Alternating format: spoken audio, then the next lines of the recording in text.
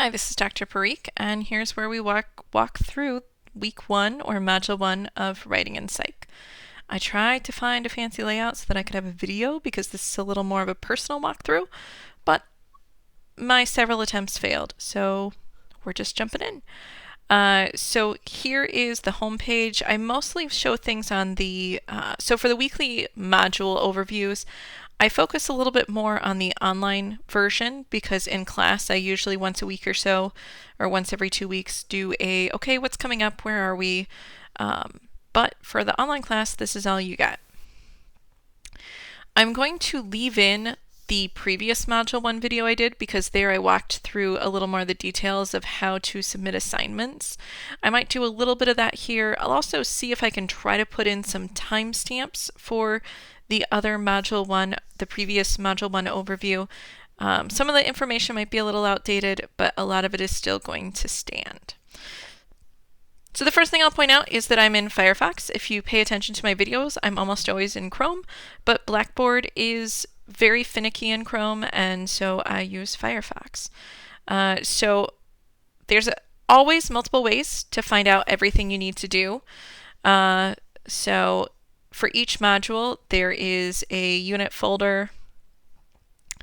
For this, I used to include separate files, but so much of the information is online now. I need to update this. That is not a great screen grab, which is part of why I've started using title cards for most of my things. But so I mostly link to the Google Doc just because it's easier to stay focused, but you can always use the bookmarks there to jump down to where you need to be. I like just looking at it in Google.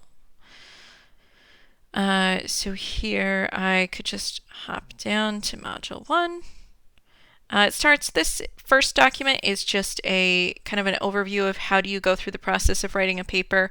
It's something I inherited from other people's syllabi when I started at Caldwell, and I've adapted it as I go. The next thing I want you to do is to look at sample papers, because otherwise it's really hard to not feel overwhelmed if you don't have a clear idea of what we're going for.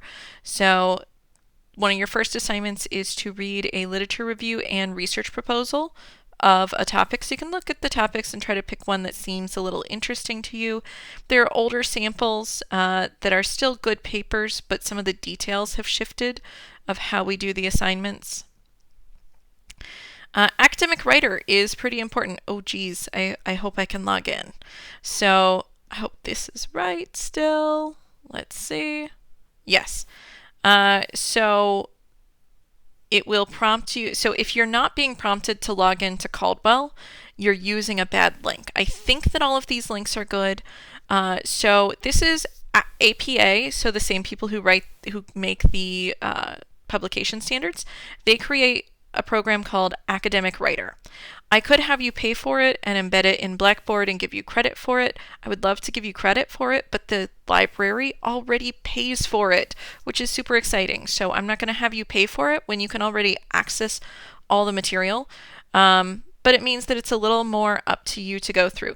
This is where a lot of the learning of the nuts and bolts of APA style is going to happen. So if you're just watching the videos and doing the assignments, you're missing out on a lot of the learning. And so I'll say, well, you should just know this by now. And you'll say, but where was I supposed to learn it? This is where a lot of the learning happens. So instead of having a textbook that you read, you go through these lessons. I have not been thrilled. I kind of get the sense that students have not been doing this, and I feel like there's a lot more what I consider very simple questions that students should be finding the answer on their own. Not that you shouldn't ask questions, but I get a sense that the learning has dropped. I used to have readings and require reflections on those readings, and so I am debating what to do. I really don't want to make you pay for it, but if you don't pay for it, there's really no way for me to know that you're doing it. So as you go through, this is self-paced, self-guided. You can go and you can see it goes pretty far, but it's meant to be very engaging. So there's a lot of click and scroll rather than being, a huge textbook with just columns and columns of information to read. I have been through everything that I assign. I think carefully about each thing. I think it's all useful. I don't want to do videos where I go through and comment on every little thing. And there are knowledge checks, so that's a good place to see if you're learning what you need to be learning. So student title page, paper title, author name, running ad.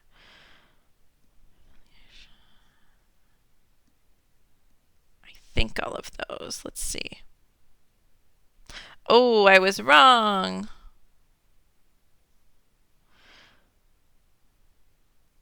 Oh, you don't need a running head. To be fair, I don't use the student title page. But you can get a sense of how the quizzes go. So all of these tutorials are things that you're supposed to do. There's a reminder for title page. You can just not worry that much about the student format or the author note. So Academic Writer is what we use essentially as our textbook.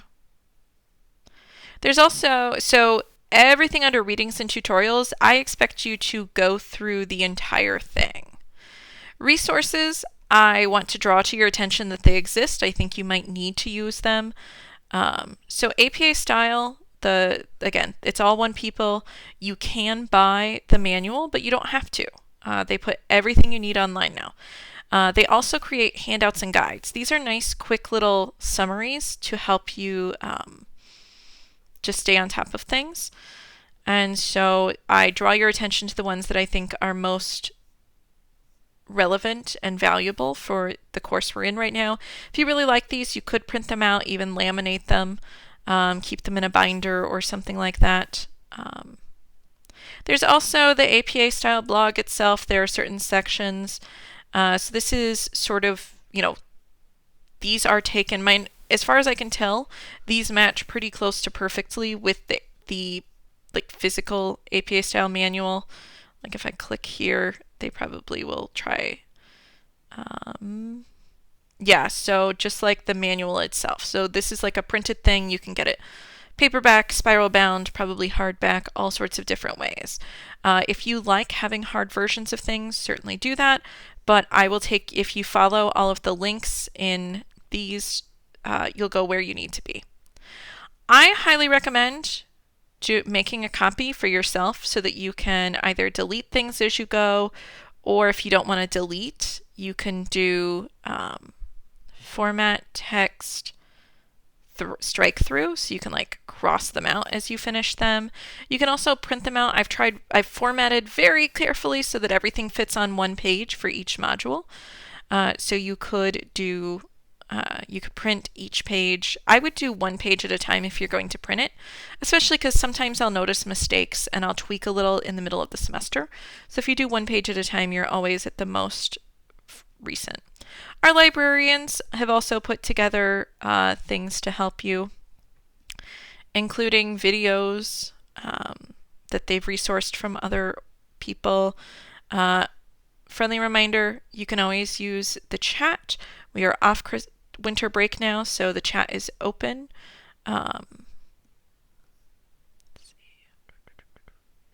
So these are the readings and tutorials. These are required.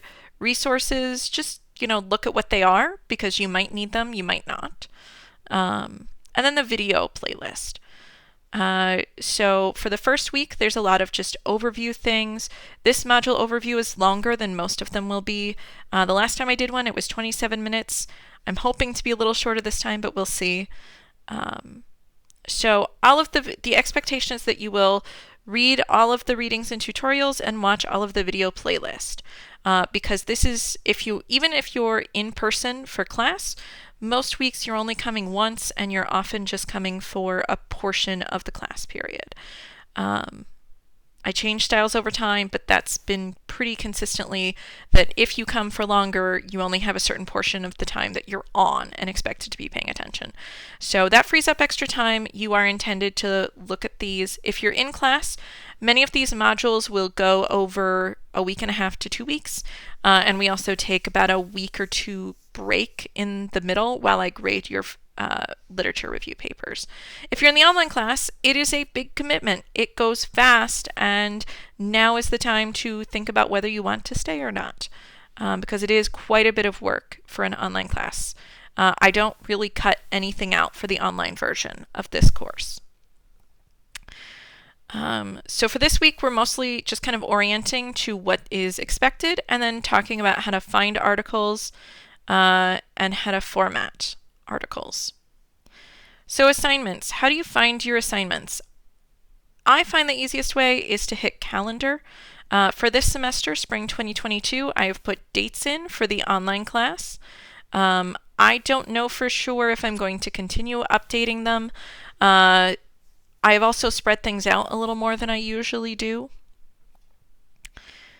And I've tried, it is a lot still. I've tried to keep it a little, I try not to have more than a few assignments on any one day. That means that there's assignments due almost every day. Most of them, though, you could sit down and do all in one sitting. So, and I think I mentioned this in a different video. I think for this time, let's see. Everything except, so the reference page you might want to wait on just in case I give you feedback that some of your articles don't work.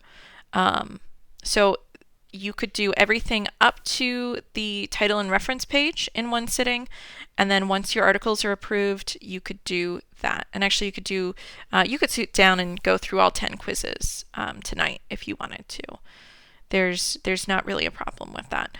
So a lot of the work could be lumped together if you want. I just try to break it up so that it's not too many assignments on any one day. The other thing that's tricky is that discussions are timed so that there's a due date for the first post, and then I wait at least 4 days before I grade responses. You have 4 days to respond to everybody else, because otherwise it's difficult. It can turn into this waiting game of, oh, well, I just want to log in, make my post, and respond to other people, which is obviously ideal, but not everybody can do that. Somebody has to make the first post when there's no other posts. So it's created with some lag. The downside is it's really easy to forget to go in and do the responses. That's why I include them as items on your to-do list, even though I'm tight on space.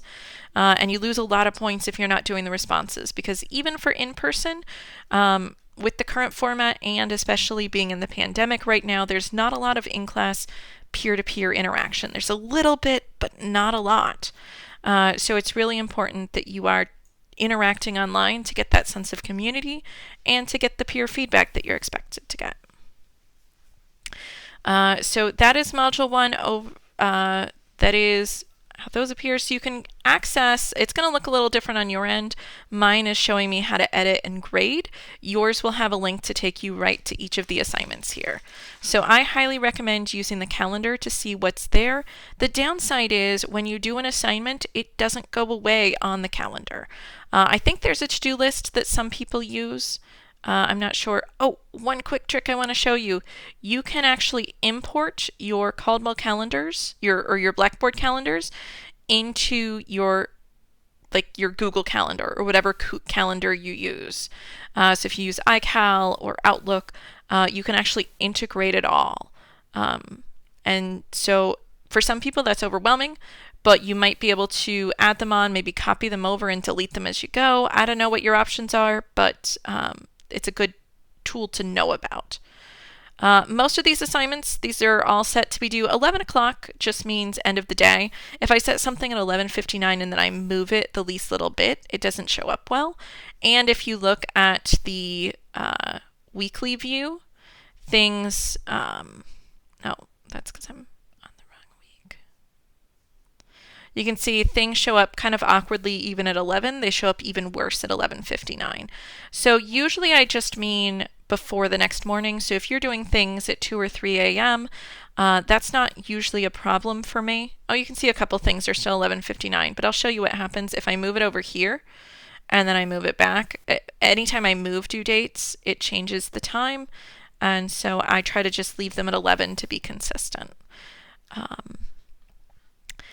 Let's see. So just as a reminder for due dates, discussion boards, when I grade them, whatever's, so I wait 4 days after the due date, 1, 2, 3, 4. So I might grade them Sunday the 23rd, and I grade whatever's there. Once I have graded, I very I don't take late discussions. So if you made your initial post, you'll get half credit. If you made your post and responded to 2 people, you'll get full credit, is typically how that goes. I do sometimes look at the quality of the responses. For this class, it's a bigger issue with the peer feedback ones, which come later, and that it's usually just making sure that it's unique to each one, that you're not just saying the same thing to each person, and that there's, not just like a minute in between them. So there are 3 discussion boards. The first one is an introduction. If you don't have your group assignment yet, that's because I wait until the last minute, because there's always people adding and dropping at the last minute. So you can just start out with your name and then go back in and say what your group is, or you can use the group list that I do put out to let you know who to focus on. It's always okay to comment on people outside your group, but I try to give group assignments just to help you focus your time and energy and to shorten the amount of time it takes to do these discussion boards. The second discussion board is a check-in, and the third is the sample paper. So you can use the link in the calendar. You can also just click on discussion board. So you'll do a short intro, try to include, I'm asking, I have a list of what I want. So introduce yourself, do all of these. If it were when I write mine, I just copy this and paste it in, and then cover up the text as I go, and that way I make sure I don't miss anything. For photos, especially for the online version of the course, we want to make sure it's accessible for anyone just from the get-go. We don't need people to tell us that they have disabilities or limitations. So just to include a short photo description of what's in your photo. And there are tricks for how you do the photo correctly. Oh, I don't know what I'm clicking on there, so let's not do that. But I think what I found, if you just copy and paste a photo, I think that might work pretty easily. And often the photos might come in very large, you can crop them, but whenever possible, try to have the photo actually show up in the discussion board rather than being a link, because for me, it just feels much easier on the readers, and I think people are more likely to see it that way. Every module you'll have a check-in, and this is meant to help you connect with your group members. It also helps me monitor for if there's a specific problem, especially if I see multiple people having an issue, I might address it. And you can either write a few sentences or bullet points, or submit a meme and explain it. So there's kind of 2 different ways to let us know how things are going. It's also, partly it is just fluff. It is meant to give me something I can grade you on just participation and completion.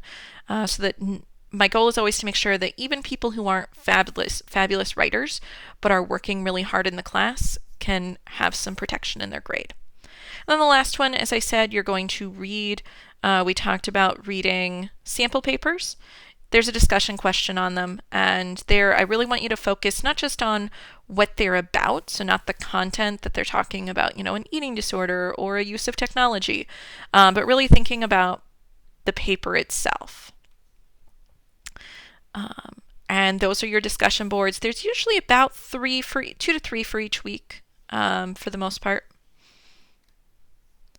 So you see me, I'm kind of jumping around. I'm looking at the calendar. I can also look here at the to-do list. Again, for the online class, this will be pretty exact. For the in-person class, the to-do list may not be broken down as well. I might just have as clearly, I might have more of a running list. Part of it is the in-person class is more likely to have due dates shift a little during the semester. They never go earlier. They would only go later. I would only ever give you more time. But sometimes I realize I've made a mistake with something, or I have to, accommodate a personal emergency, or for example, right now I have a conference abstract submitted. I don't know if it's accepted or not, so I don't know if I need to go to the conference yet or not. So there's more uncertainty in the in-person class.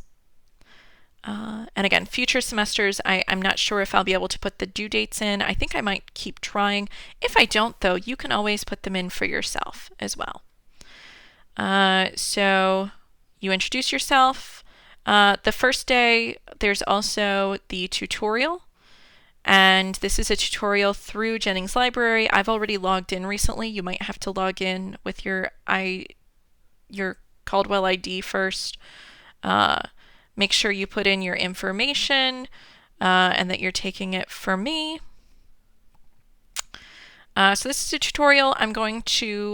It takes me a little bit to get this one graded because I take your actual quiz score and your reflection. So you do the integrity quiz.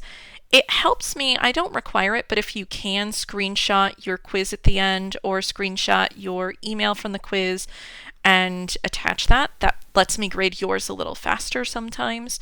But you're also expected to do a reflection. So if we go in here, again, we could go through the calendar and click on the assignment for that day. We could also go through, if we go into weekly modules, so I'm showing you lots of different ways to do things, and we can go to learning activities and we can see all of them. And again, mine are showing some options to edit that yours don't have. So here you're going to write 2 to 3 bullet points, full sentences, summarizing things you learned. So it's out of up to 20 points total. People often miss this second part. Be careful. If we look. APA Quiz 1 is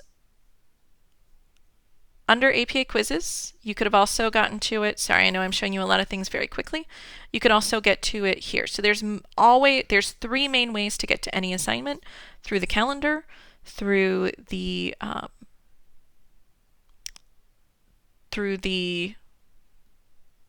weekly modules, going into that module and going to learning activities, or under the other course content headings. So discussion board, APA quiz, those are both pretty obvious. And then assignments for the first part, up until you do your final literature review paper, they're going to be under literature review.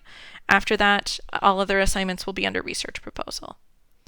So here for the quizzes, you will take an APA style quiz, or a quiz on plagiarism. For the first one, the answer is 7. I thought I updated that. I'll have to look. This is the big one. It is, I am looking to see you go 1, 2, 3. I am looking to see you discuss each of these. You cannot copy words directly from the source without using quotation marks and an APA style citation with page numbers. So you could write something, it can be pretty simple. Change the word slightly but not change the sentence structure.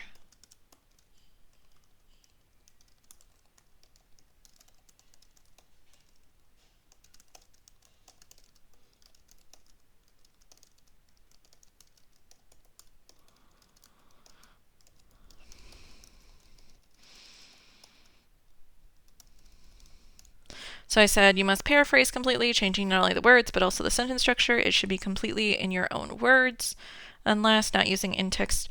Let's see. So the big thing here is even if you rewrite the phrase completely, you need to cite it and include it in your references. So sometimes the first one, sometimes people think that a citation tells people that it's a quote. That is not true. Quotation marks tell people that it's a quote. So a citation is this thing that we add in parentheses, author, year. That tells us just that the information came from there. Even if we completely reword it, we still need that author year. If you're going to quote, you need quotation marks. I have written more than one report for plagiarism because of this reason. Please don't make me do more. I talk more about this quiz in another video, so I'm going to skip for the rest. The important thing for you to know about this quiz is that you need to make sure you actually pass it, because you will not be able to access certain Module 2 and 3 assignments if you don't finish this quiz. And you just won't see them. So you won't necessarily even know unless you notice that there's stuff on your module to-do list or weekly to-do list that's not where it's supposed to be. So I grade these frantically, as quickly as I can. Every spare minute I'm checking to see if there's more of these to grade. I usually, after the first round or so, if people are not, because many people need a little tweak of their answer to pass, make sure that your answer is in your own words. Don't copy this from the video directly or the other video. Don't copy the example text directly. The purpose of this is for me to make sure you understand what plagiarism is as defined by me and the university. When I write plagiarism reports, one of the things I do is go back and look at answers for this question and use that as evidence that we did discuss that this was not okay. So it's really important. If you don't understand this, don't just fake your way through by copying and pasting. Reach out to me and say, I don't understand why I'm not earning credit. So make sure that this one, and I think there's a note, repeat until you earn 10 out of 10. It's really important that you do that, both to make sure that you don't misunderstand. A lot of students come in misunderstanding what is plagiarism, even in terms of whether you need quotation marks or how much you need to change the sentence, which is an issue we work on. APA Quiz 2 is a more typical quiz. All of the APA quizzes you can take as many times as you want. So let me go down to, so again, I could find it right there, or I can hit APA quizzes and hit quiz 2. You can take these quizzes as many times as you want. Each time the questions and answers will scramble.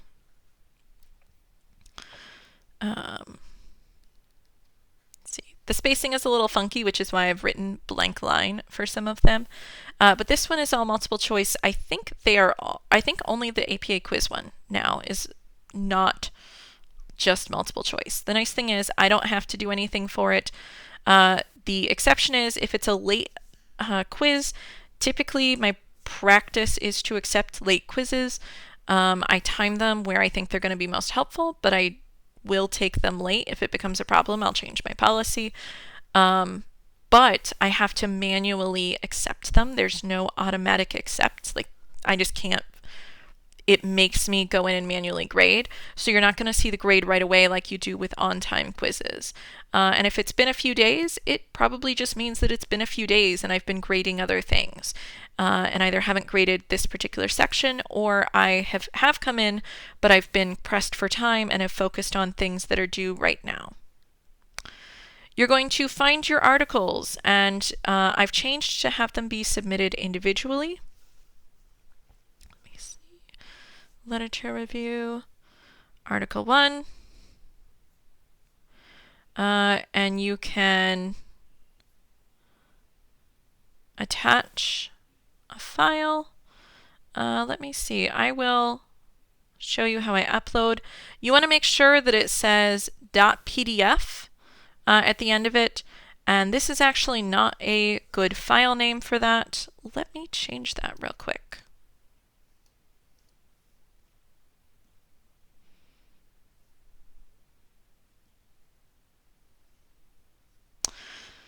Oh, I see that thing that came up was one of my issues before. All right. So when you name your files,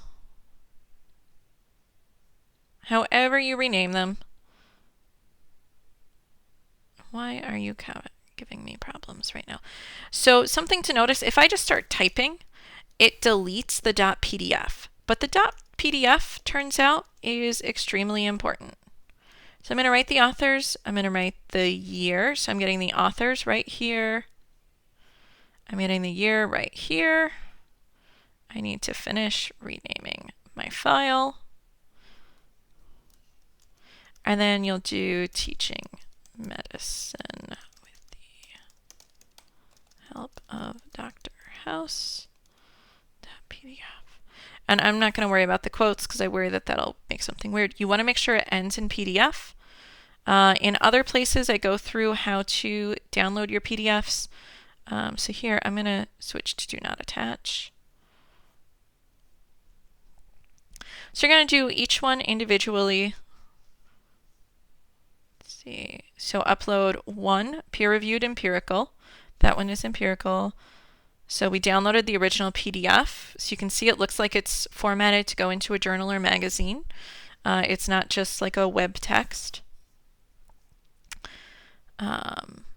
I named my file, I made sure it ended in PDF, and I'm going to keep it somewhere safe. And I'm going to submit. and it's being weird to me because I'm not really a student. But so you'll do that. You'll do a separate one for each one.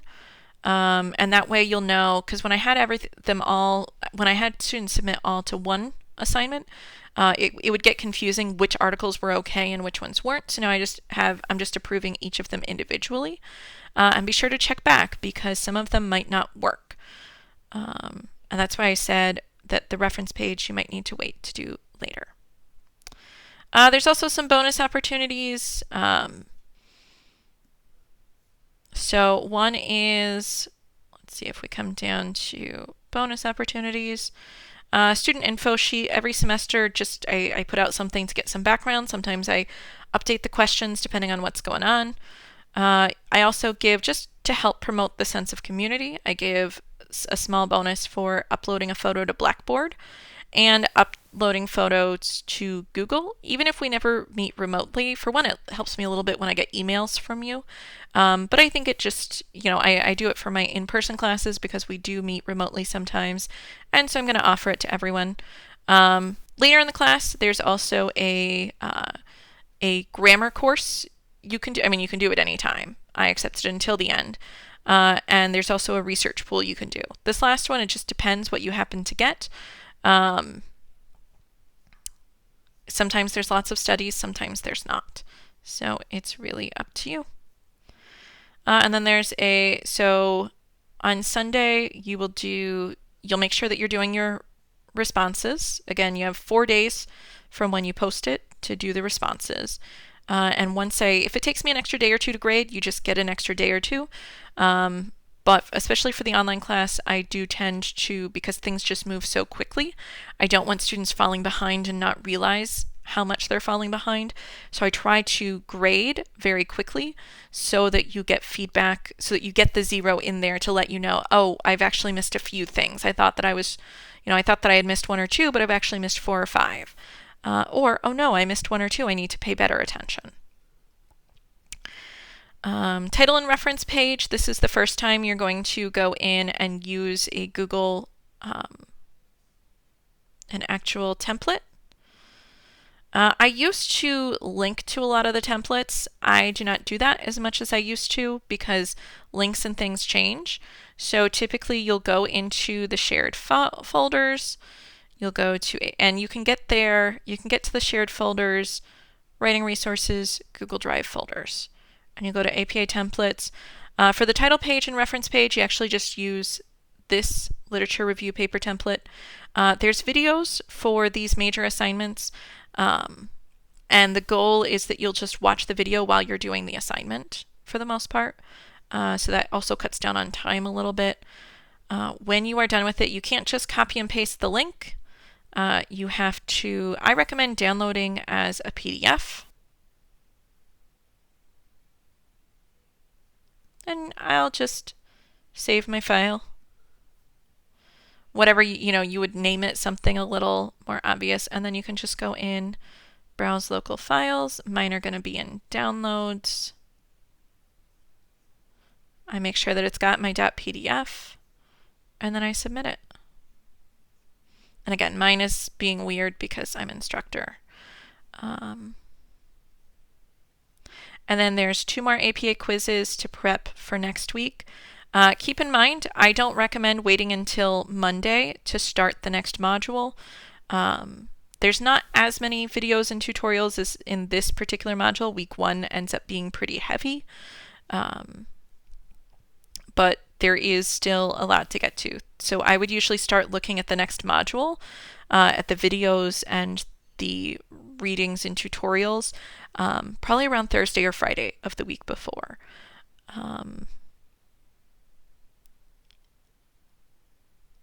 Let me see. I'm just thinking about the flexibility. I know everyone's situation is different. Some people can only work during the week. Some people need to get most of their work done on weekends.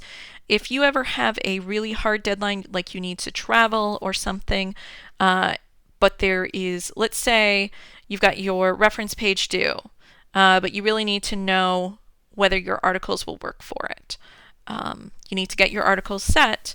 One thing you can do is submit them ahead of time and then email me and explain, I really need feedback on this one assignment because I'm going to be out of town, Friday through Sunday, and I won't be able to get the next assignment done. So there are many assignments where feedback influences the next version you put in. And if you need, if you won't be able to make, especially in the online version, it's very tight time turnarounds at times. Let me know and we'll see what we can work out. That takes you through module 1. I suspect I went at least as long as I did on the old one. I'm sorry. And I think I might have shown you some of the things that you needed from the old one. But I will still, what I might do is just include a link to that in the description for this YouTube video. But you can also, I will make sure that there are places where you can access all the old videos, because if one video doesn't explain something well enough, sometimes the other videos might. I think that's it for now. It's your first module. The first week has the most readings and videos because you're getting started. As you see over time, there are typically fewer assignments, but they get bigger. You get a bit of a break in Module 5, and then things speed up again in Module 6. All right, take care. Bye-bye.